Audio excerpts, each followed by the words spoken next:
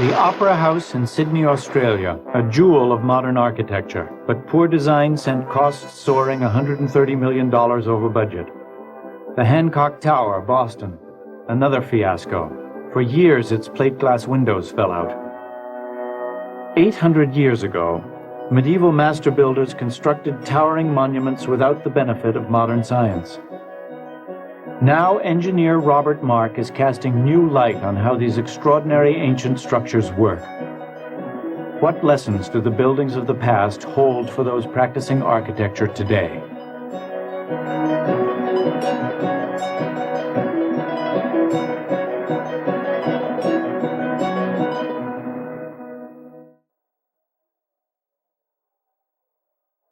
This is urethane rubber.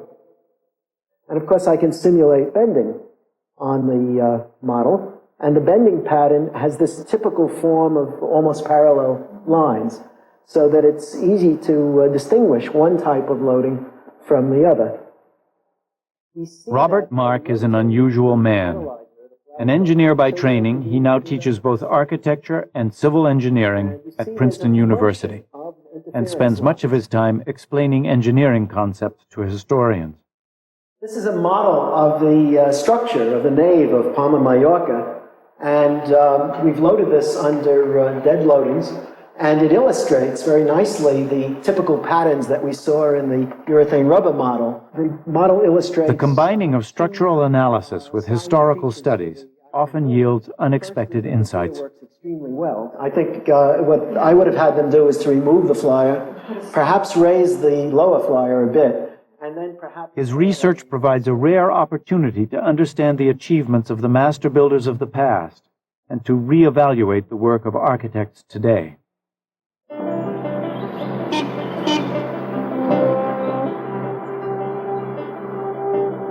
Mark's exploration begins with the French architect Le Corbusier, one of the founding fathers of modern architecture. In the 1920s, he drew an unlikely comparison between the great monuments of ancient Greece and early sports cars. Like sports cars, Greek temples were the products of an intense evolutionary process, said Le Corbusier. Their near perfection was achieved only after endless refining and experiment. But this comparison is misleading. It was the engineering of sports cars that continually improved, while Greek temples simply changed in style.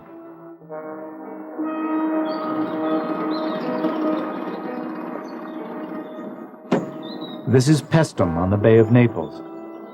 These temples were built in the 5th and 6th centuries BC. For architects like Le Corbusier, Greek temples became an ultimate standard for architecture, buildings to be emulated and revered.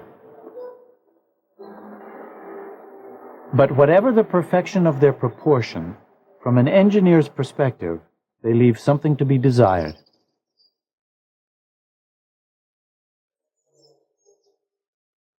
Greek temples have been much admired, and justly so for their wonderful style, but in fact their structure is rather primitive. It was based on earlier post and lintel construction in timber. As you can see, the vertical column supports a horizontal lintel. The structure worked very well in timber, but it led to a great problem in stone. Simple structural analysis shows the shortcomings in the temple's design. Support a beam at its ends, and it experiences both compressive and tensile forces. As it sags under its own weight, the upper portion of the beam tends to compress. Stone resists compression. It is hard to crush. The beam's lower portion is stretched. It feels tensile forces. Stone is very weak in tension, and the spans of the temples had to be kept short. Even so, in places, the lintel beams have cracked and pulled apart.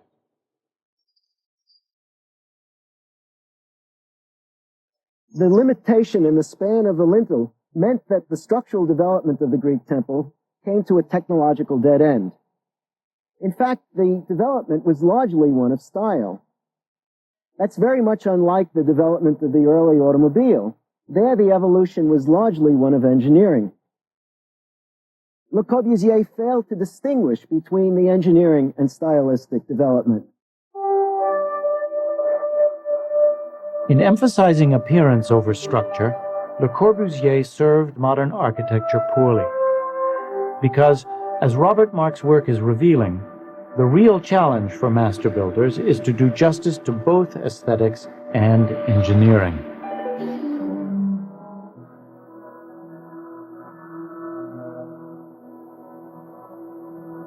"700 years after the temples of Princeton were completed, the Roman Emperor Hadrian built a great domed temple, the Pantheon.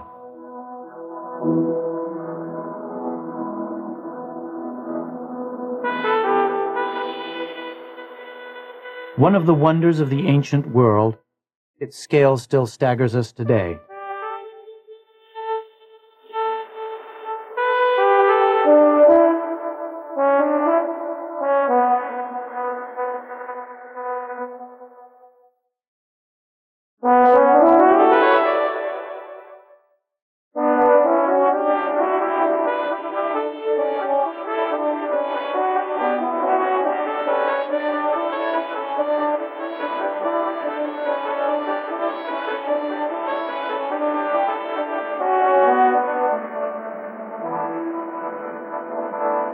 For almost 1,400 years, this was by far the largest span building.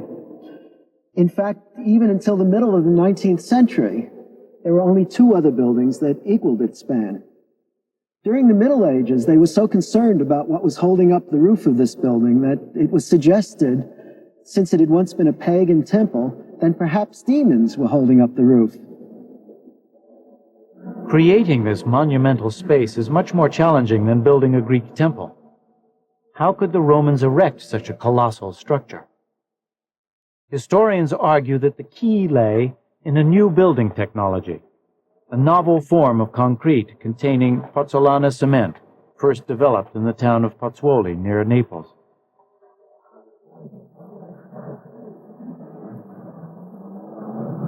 But Mark discovered that the Pantheon's secret is more subtle.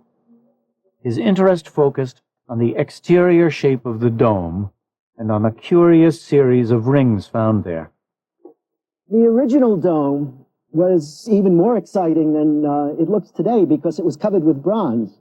But the bronze was removed later on because of its great value, and now the dome is covered with lead. The most interesting structural feature from my point of view are these step rings that encircle the entire dome, and they've been used on later buildings as well. The major question is just what structural function they have. Step rings became a characteristic feature of Roman domes. But when Mark first analyzed the rings, their presence made little sense. This is a model of the Pantheon that we've constructed in the computer, and the cross-section of the model is shown in yellow.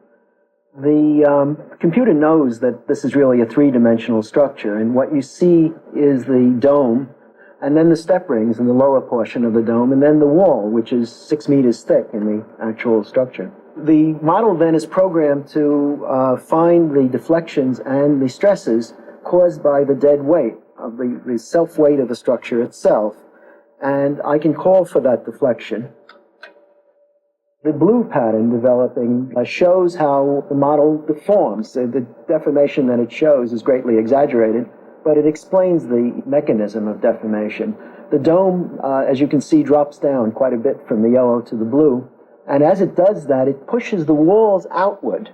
And that outward pushing of the walls, in fact, builds tensile stresses along the circumference. If you think of a rubber band along the exterior of the wall, as it moves outward, it stretches the rubber band. And that's exactly what's happening to the concrete in the actual structure. The image on the screen shows those stresses that are caused by the expansion of the Pantheon walls as the dome falls downward. The red region shows the points of appreciable stress. It's been assumed that the step rings would reduce those stresses. So we looked at the model without the step rings to see what would happen. And in fact, we found that the stresses were reduced without the step rings. The step rings did not provide reinforcement to the building.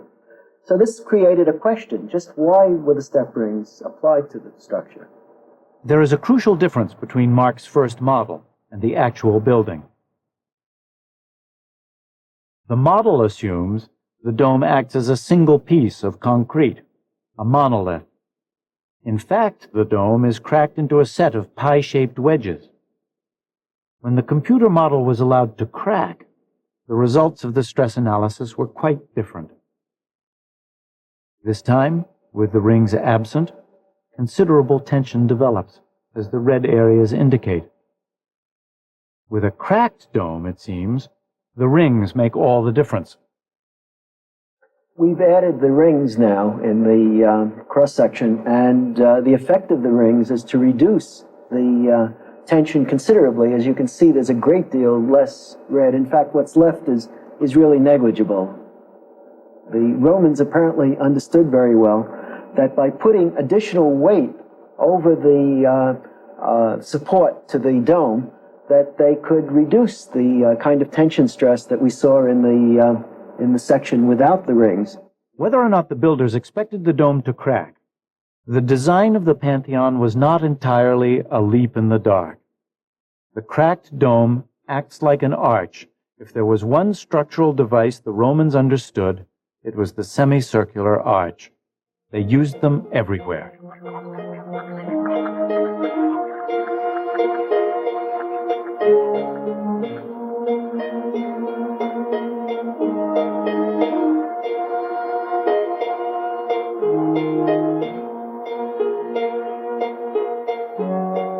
This is the Villa Adriana near Rome, and like the Pantheon, it was built by Hadrian. In an area known as the Maritime Theater, Mark found the evidence he was searching for, a segment of barrel vaulting, which structurally is simply a series of arches placed behind one another. Its profile is strikingly similar to the Pantheon's dome. An arch thrusts outwards because of its weight, and the early builders learned to put additional weight down over those supports to stabilize the arch. The resemblance between the shape of the surcharge over the vault and the step rings in the Pantheon led me to realize that the builder of the Pantheon was doing exactly the same thing. His step rings weren't acting as rings at all, but they were acting as surcharge. And I have no doubt that it was his experience in building probably many arches and vaults that led him to use the step rings in the Pantheon. The Romans ensured success by building on their past experience.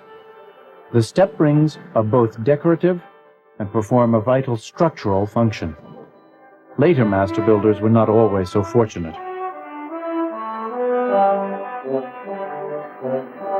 St. Peter's Basilica, also in Rome. When it was completed in 1590, it was the largest church in Christendom. Most of the great artists of the Renaissance, including Michelangelo, contributed to its design.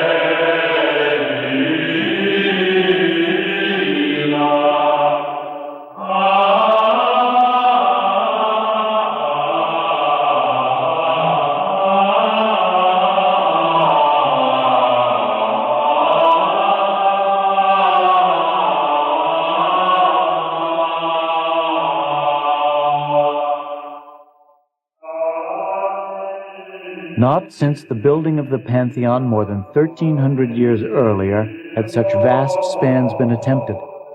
When they decided to erect the dome so far above the ground, its builders created new problems.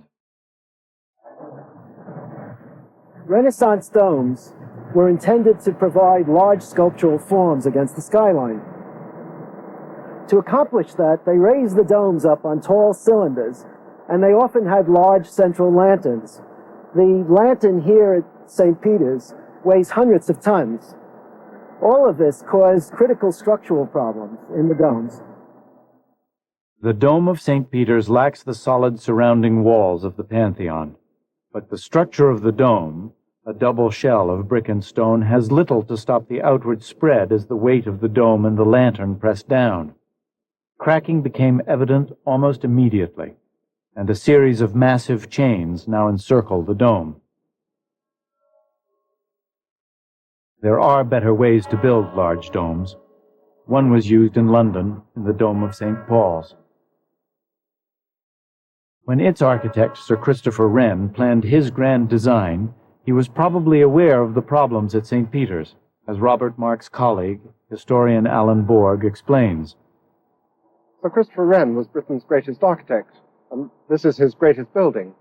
But he didn't start off as an architect. He was a scientist and professor of astronomy at Oxford University. It almost took a disaster to turn him into a successful architect. The Great Fire of London in 1666 destroyed the city, and the church was here before this, and Wren rebuilt it. But he had in fact been asked to do some repairs to the old Gothic church that stood here beforehand, and what he planned to do was to put on it a central dome, the first dome to have been built on an English church. When that church burnt down, he kept the idea of the dome and retained it for this, his great masterpiece.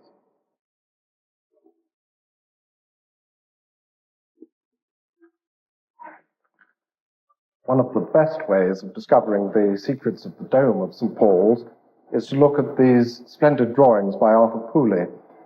Here we see one which shows the side of the cathedral very much as the visitor would see it, with the splendid outline silhouette of the dome. But the next plate shows a cutaway section of that same view, and this reveals the complex structure underneath.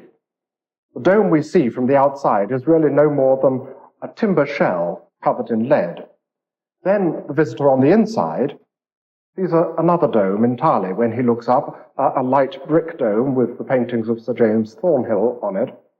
And then between the two, as this drawing clearly shows, is a cone of brick. In Wren's ingenious solution, it is the cone which carries the primary loads of the dome.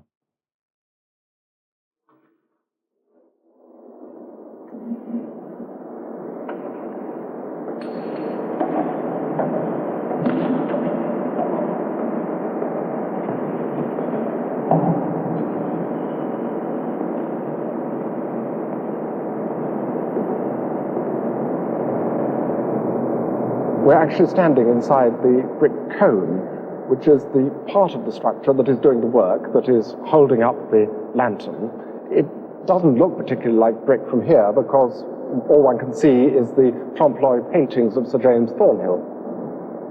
But we are standing on top of the inner dome, the light, again brick inner dome, which, as you can see, has an oculus in the center and allows us to look down into the space of the cathedral to see the Whispering Gallery at the floor of the cathedral below.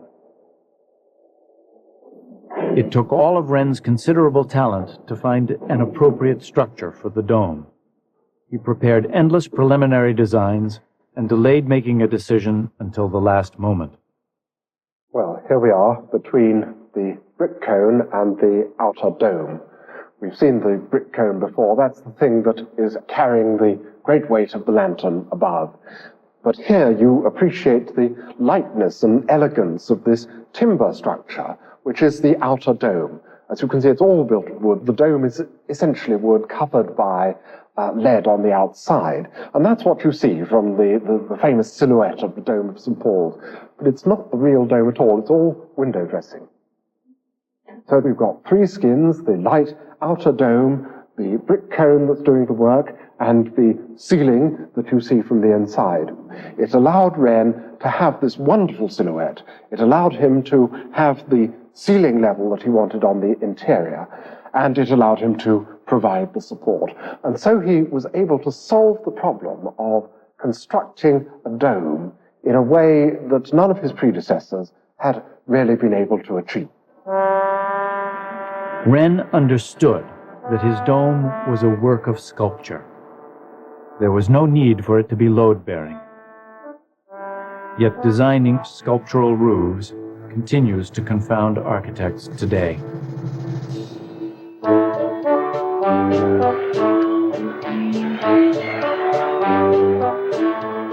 October 20th, 1973, the opening of the Opera House in Sydney, Australia. Her Majesty, Queen Elizabeth II, performed the ceremony.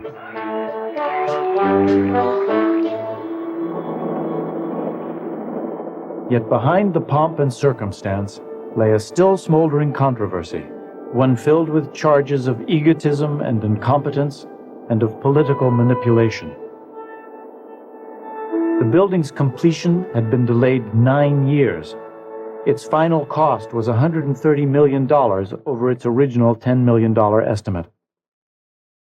In 1957, Jorn Utzon, a Danish architect, won the international design competition with a sketch of a soaring, sail-like structure.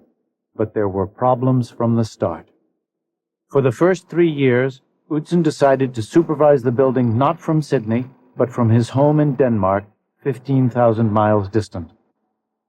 More serious was Utzon's insistence that the concrete roof shells be honestly self-supporting, even though their shapes were entirely inappropriate for the task. It took a decade to engineer the intricate pre-stressed concrete system that finally made construction possible. Under pressure to begin work on the project, the building's base was constructed before the design for the shells was completed. It had to be demolished and rebuilt.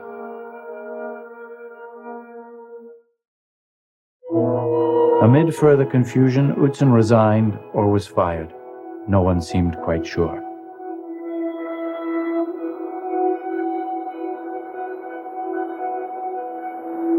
A far simpler and certainly less costly structural system would have used steel frames to support the shells. But that was rejected by the designers because of their obsession with so-called honest structure. In a sense, they made the same mistake as the Renaissance builders because, like the domes, the importance of the shells lies in their appearance. They're primarily sculptural forms, and to insist that they be self-supporting is nonsense. But building sculptural roofs is only one of the problems that have exercised master builders over the ages. They ran into an entirely new set of problems when they started to build very tall buildings.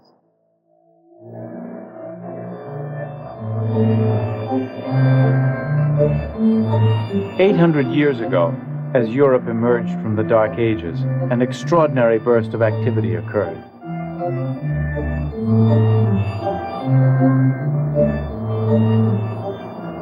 As trade grew and prosperity came, men built giant cathedrals, towering monuments to the glory of God.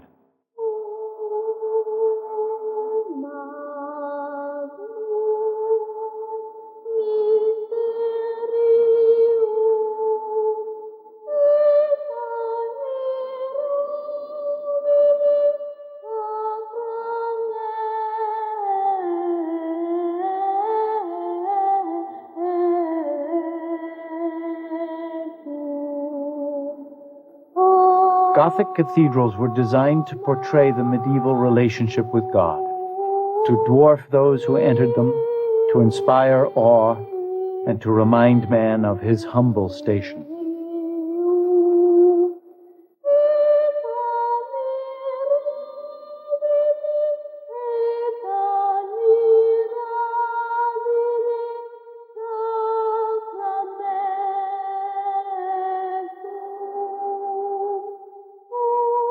Cathedrals both created God's celestial temple on earth and reflected a newly emergent civic pride.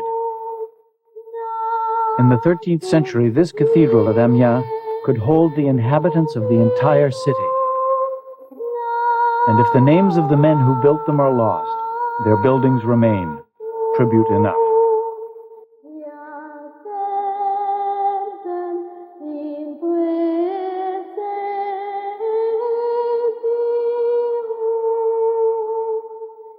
For the master builders, these cathedrals were often the work of a lifetime, but their splendor has never been surpassed.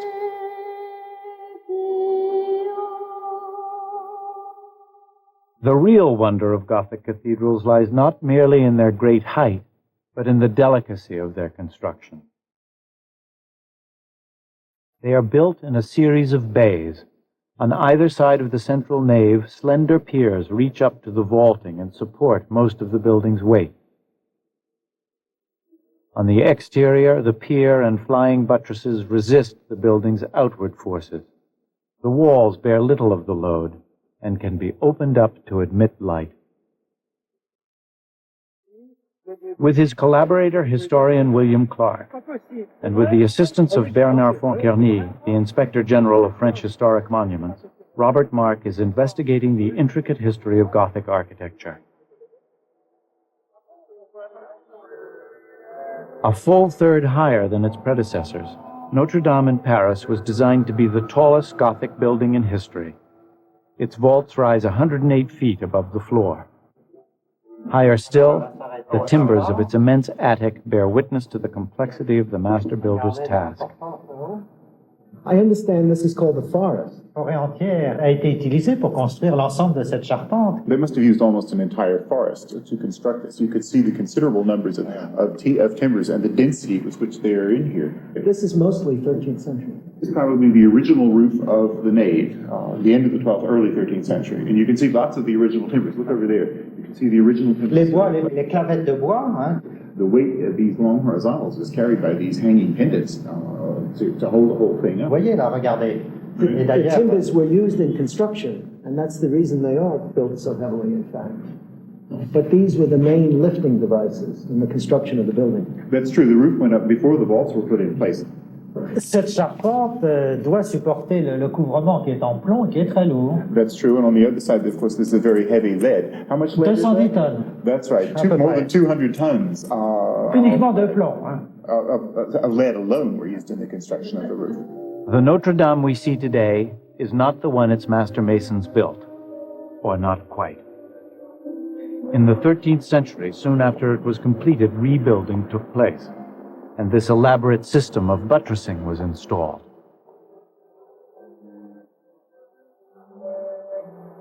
But why were the changes needed?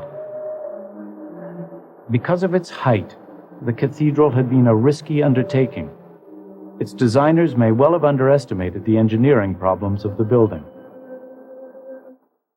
Mark's collaborator, William Clark, an expert on Notre Dame, set about reconstructing the original appearance of the cathedral.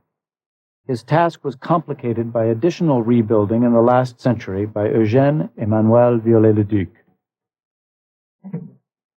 In the 1840s, when Viollet-le-Duc took over as the architect of Notre Dame de Paris, the building was in a terribly dilapidated condition and probably in danger of literally collapsing. He worked on the building for more than 20 years, studying every part and every piece, and did extensive restorations that essentially preserved the building. On the interior, those restorations were very carefully documented, stage by stage, in his work journals. And we can see in a drawing like this exactly the evidence that he found. For example, when he analyzed the 13th century windows, he discovered the debris and fragments from the 12th century windows installed on the walls around, some under the roof, and was able on that basis to determine exactly the pattern of the original tracery, which you can see here, and the form and size of the original oculus openings, not to mention, of course, the size of the original 12th century window. Every course of stone is very carefully measured. The source of each is carefully recorded in the color chart here on the side of the drawing. This lengthy and very detailed study of the building led him, in some cases, to propose reconstructions for which the archaeological evidence got somewhat confused. According to Viollet-le-Duc, the original buttressing system consisted of two upper flyers supported at their center by a pier buttress. One such set of buttresses does exist, but it is a 14th century addition added after the other huge flying buttresses were in place. For Clark, the key to the original configuration of the buttresses was contained in a drawing showing a curious embedded arch. thing he was most interested in was restoring the original 12th century roof line. That's recorded in the drawing, and that's what he put back with the 12th century windows. But for us, the most important thing is that arch embedded in the pier buttress, the only surviving evidence in the building that shows us that original form. All the rest disappeared when all the buttresses were rebuilt. But BLA didn't realize that that curve represented the original flyers. His drawing shows the arch, but he's only interested in the original roof line at that point. It took the rest of us to recognize that at the level of the first flying buttress, which was a much less complex system than exists now. The arch reflects the shape of the original buttresses at Notre Dame. Then, in the 13th century, a much more massive system was installed. There was good reason for these changes, as Mark's structural analysis revealed.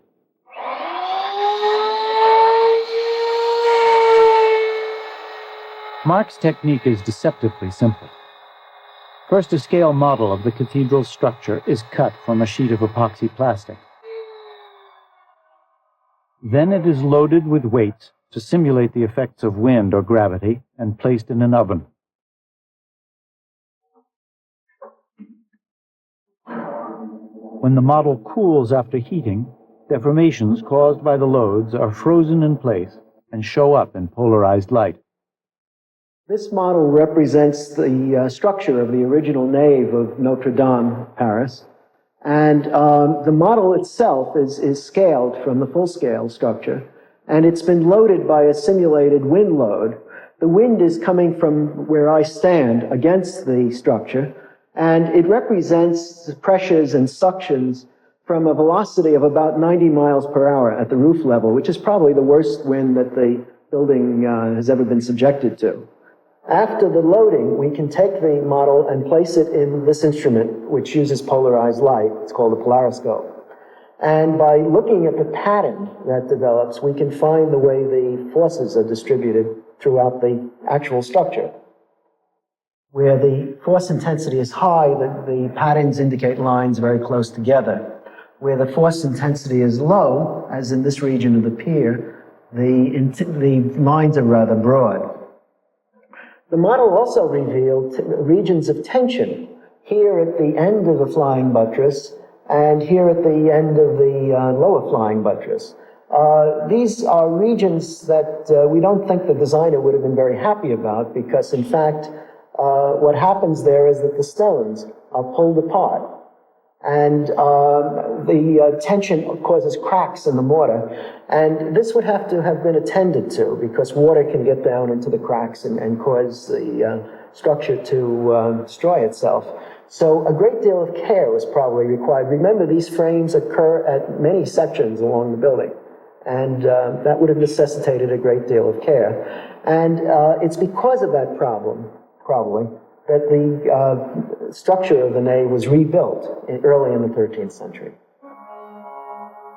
The master builders of Notre Dame had stumbled upon the greatest hazard for tall buildings. The wind's velocity increases with elevation. The pressure the wind exerts is proportional to the velocity squared. Pressures at the top of Notre Dame were much greater than anyone had foreseen. The builders here had pushed into unknown territory. They faced new challenges, made mistakes, and devised new solutions. Notre Dame established the fashion for flying buttresses. It was a fashion forged by necessity.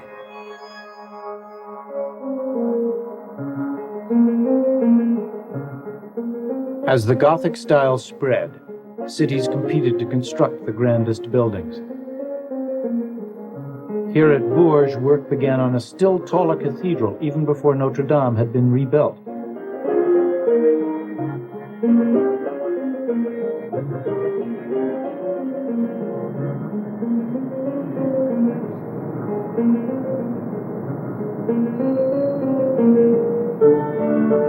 The cathedral was to have an uninterrupted nave with vaults which soared 120 feet above its floor. The lesson of Notre Dame was not lost on this master builder as he set about his monumental task.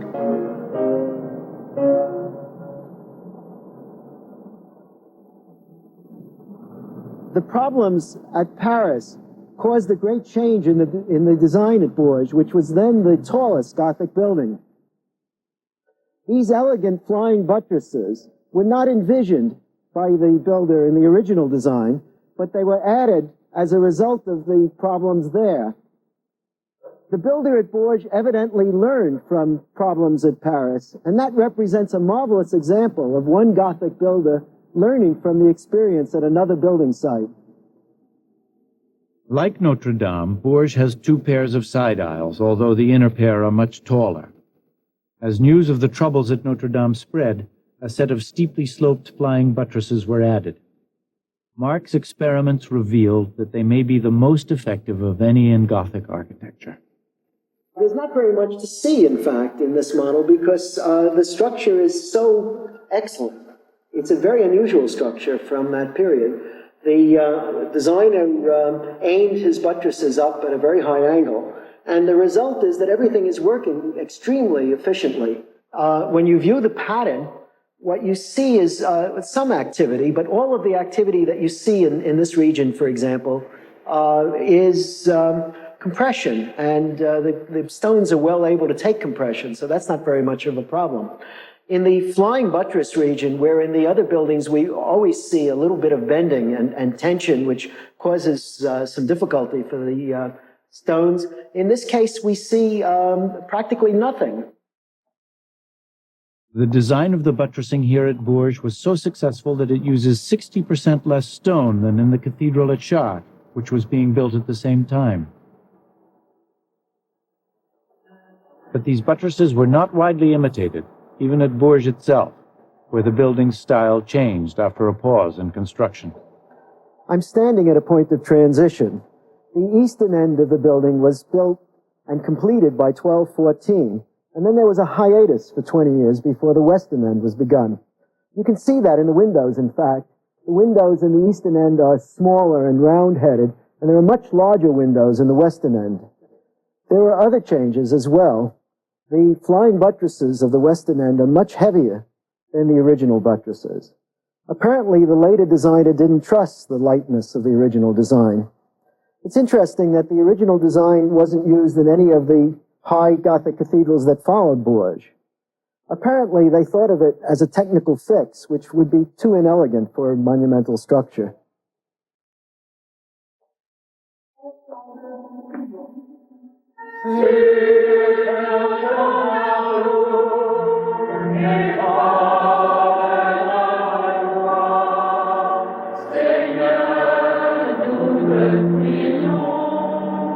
The French High Gothic reached a culmination in the Cathedral of Amiens.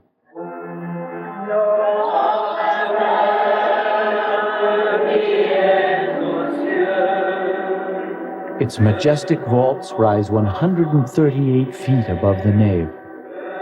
The clear-story windows flood the cathedral with light and produce a sense of space on a visionary scale.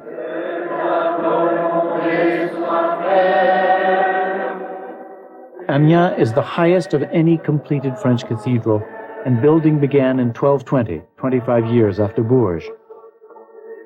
As its builders continued to refine the High Gothic style, they introduced more engineering innovations. The vaulting of the nave differs from the earliest cathedrals, for example, as Robert Mark explains.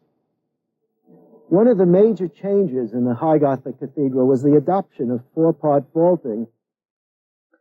It was assumed that the vaulting was adopted in order to create a greater uniformity in the nave, and the vaulting was also assumed to be lighter than the earlier six-part vaulting. This was, it seemed appropriate for the lighter construction of the entire building. One can see the vaulting. The four-part vaulting is defined by the two cross ribs and the two diagonal ribs, then, which form the four parts of the vaulting.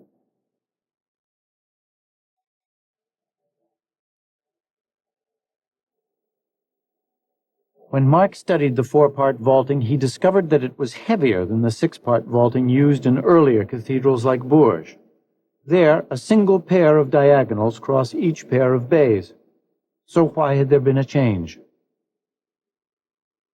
The answer, it turned out, lay in the forces exerted by the weight of the vaults.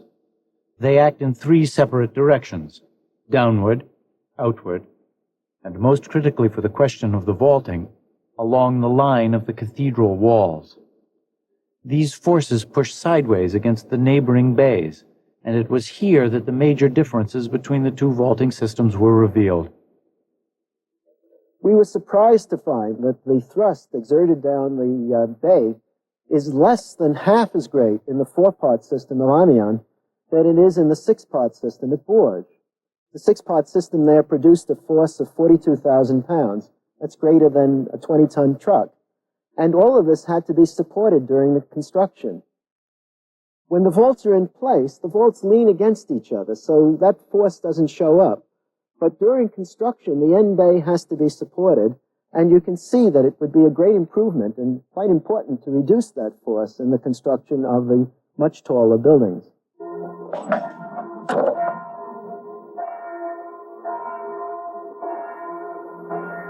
Another of Mark's interests here centered on one of the characteristic features of the Gothic style: the pinnacles which decorate the tops of the buttress.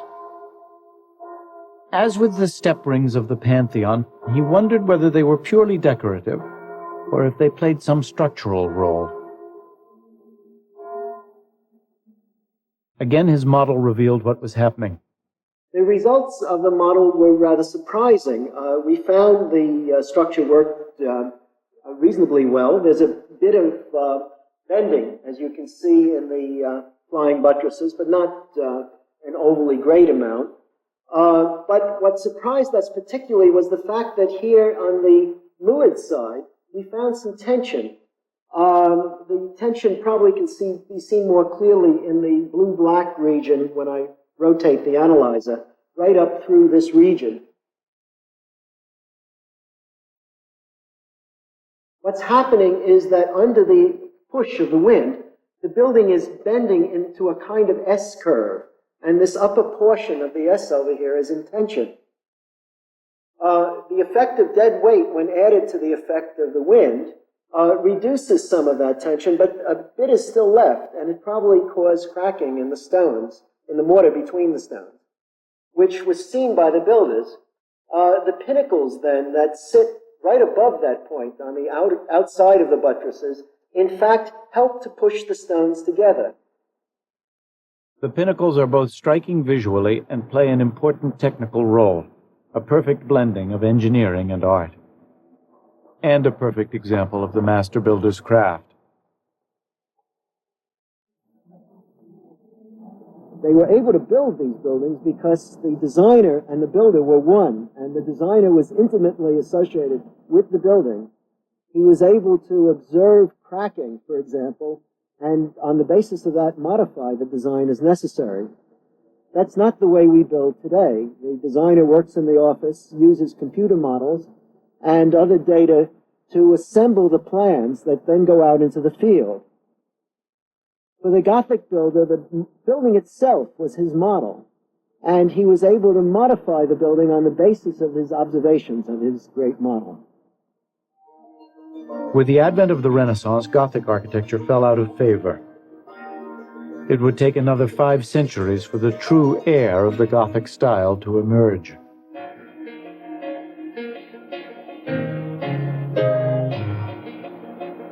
Skyscrapers are one of the greatest innovations in architecture in the last 100 years. Built around frameworks of steel, they are like Gothic cathedrals, tall and light, with a skeletal construction. For almost 70 years, their basic structure remained unchanged. But as buildings grew still taller and lighter, the cost of stiffening them against the effects of wind sharply increased. There was a simple solution to the problem, but it was long ignored. The Eiffel Tower, built in 1889. Almost 1,000 feet high and containing 10,000 tons of wrought iron. For 40 years, it was the tallest man-made structure in existence.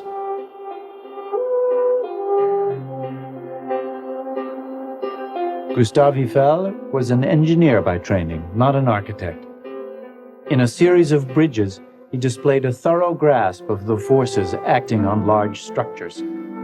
When Eiffel began to build the tower, he designed it to act as a cantilever beam, anchored at one end, but free to sway at the other.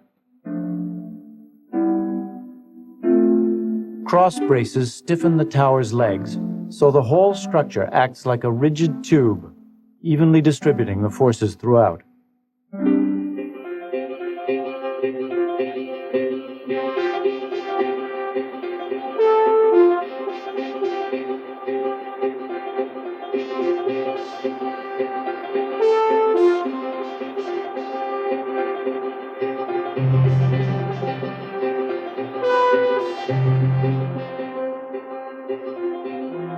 It took another 70 years for architects to adapt this design for their own buildings.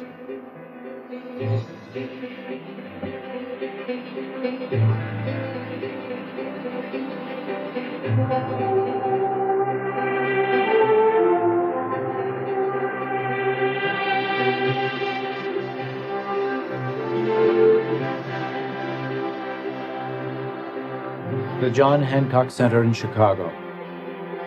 This revolutionary building came from a collaboration between an architect and an engineer. Its most striking feature is that its supporting structure is on the exterior. Like the Eiffel Tower, a giant network of vertical and diagonal elements support its weight and resist the effects of wind. And like a Gothic cathedral, it permits lightweight construction. The distribution of loads in this building is not so dissimilar to that in a Gothic building. In fact, the major forces supporting the building are along the exterior, very much as we saw along the exterior of a Gothic cathedral. Stan Corista is an engineer and a senior partner at Skidmore, Owings & Merrill. One of the interesting factors, if we look at this three-dimensionally, is that the actual diagonalization system has taken a solid box, allowed it to be opened up, but structurally really achieving a three-dimensional box in which each of the four faces of the buildings actively participates. So as the wind pushes on one side of the building, it's not only resisted by structural elements along the parallel face, more importantly, it's resisted by elements along the perpendicular faces of the building.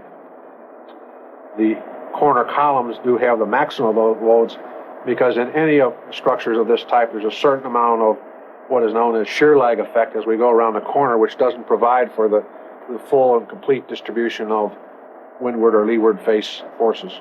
You're simulating the effect of the wind, and the building is deforming and recovering essentially and deforming again, and you can actually see the deformation of the various members.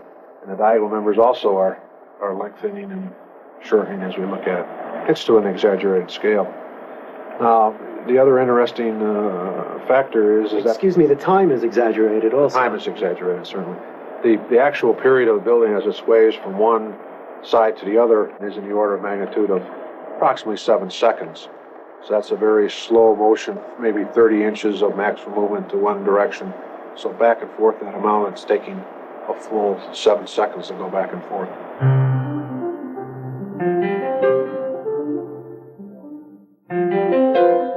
The John Hancock Building in Chicago, with its distinctive cross-bracing, cleverly combines architectural and structural considerations. In Boston, the John Hancock Building has a very different tale to tell. Designed by I.M. Pei and Partners, the building won critical acclaim in architectural quarters, yet raised a storm of angry debate. From the beginning, the idea of erecting a large skyscraper in Copley Plaza was controversial. Its presence might well disrupt the square with its collection of historic buildings, Trinity Church and the Copley Plaza Hotel. As you can see, the design is settled on an extremely slender, tall building clad in mirrored glass. The tower was supposed to fade into the background, reflecting images of the surrounding buildings. But technical considerations seem to have been placed on a back burner. How successful the architect's solution is, you can judge for yourself. Aesthetic judgments are a matter of taste, but technological evaluations are not. The Hancocks' troubles began during initial excavations when the surrounding land subsided. Cracks appeared in the facade of Trinity Church. The church sued and received $11 million in compensation. Then the windows fell out. It started as a trickle in 1971 and grew to a deluge by December 1972. During a single windy night, 43 windows were cracked, some by the wind, others by falling glass.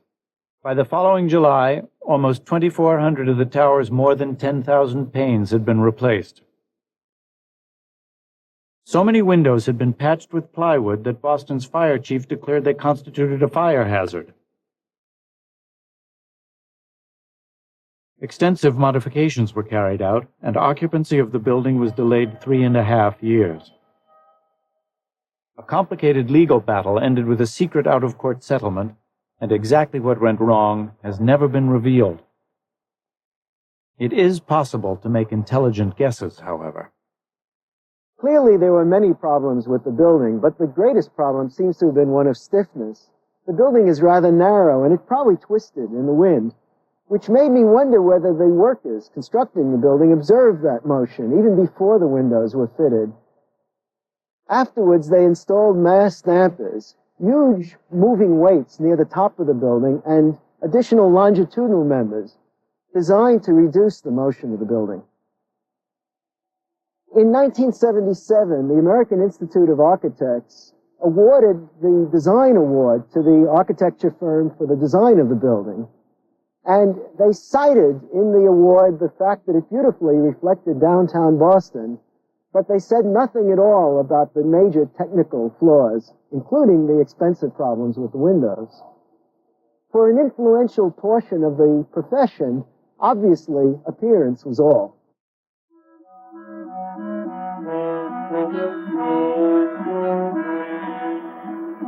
The analysis of ancient buildings is proving more fertile than anyone could have expected. New architectural styles, such as Gothic cathedrals, emerged not suddenly, but from their builders' past experience. As these monumental structures grew larger and taller, the master builders learned from their predecessors' mistakes. They took note of their solutions and modified their own designs accordingly. Perhaps that is why they so often successfully integrated engineering into their architecture. For Robert Mark, architects today have lost touch with the lessons the old buildings teach. The master builders did not simply design, they also built. It is that tie to the bricks and stone that, according to Mark, the modern architect has broken. This powerful design technique is all but lost to the profession today. Perhaps many of the technological fiascos of the type that we've seen could be avoided by more feedback from the building site into the design office. Architects tend to work far removed from the site, and effectively, they've lost touch with the principles of the ancient master builders. As the philosopher George Santayana observed, those who fail to remember the past are condemned to repeat it.